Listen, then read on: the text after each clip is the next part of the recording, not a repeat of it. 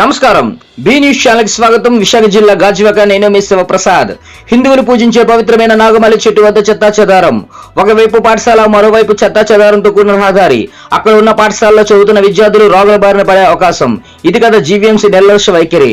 జనవాసుల మధ్య చెత్తా చెదారం. విశాఖ జిల్లా గాజువాక 74వ ward Nehru Nagar new era English medium school వద్ద జీవీఎంసీ వాళ్ళు గత కొంతకాలంగా రహదారిపై చెత్త తీయట్లేదని అక్కడ నివాసం ఉంటున్న ప్రజలు అంటున్నారు.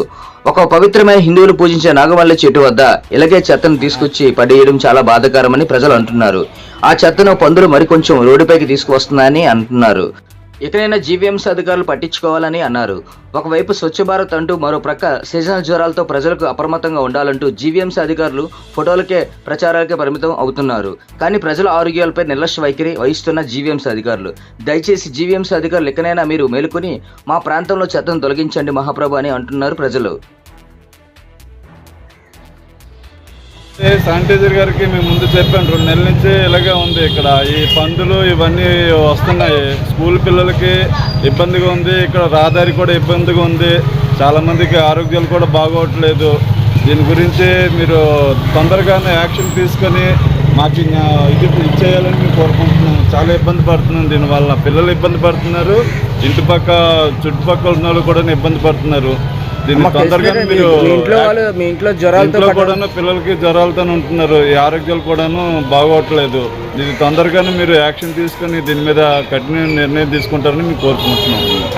ఈ చెట్టు చాలా పవిత్రమైన చెట్టు, మంచి దేవస్థానం వాడికి చెట్టు. చాలామంది దీనికి పూజలు చేస్తుంటారు.